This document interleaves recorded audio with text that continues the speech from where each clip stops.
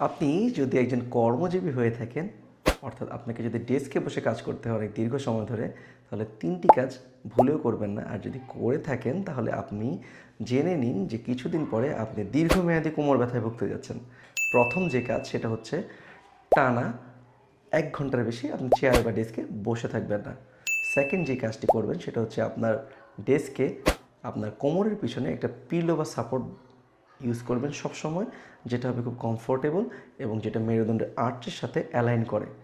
আর ৩ নম্বর যে কাজটি করবেন না সেটা হচ্ছে আপনার ডেস্কের হাইট এবং চেয়ারের যে হাইট এটাকে আপনি অ্যালাইন করে নিতে হবে।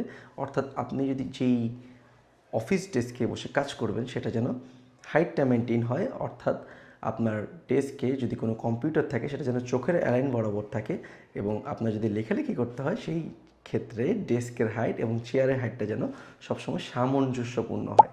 এই ৩টি কাজ যদি করা যায় তাহলে আশা করা যায় আপনি ডেস্ক করার জন্য কোনো দীর্ঘমেয়াদী কোমর ব্যথায় ভুগতে যাচ্ছেন না।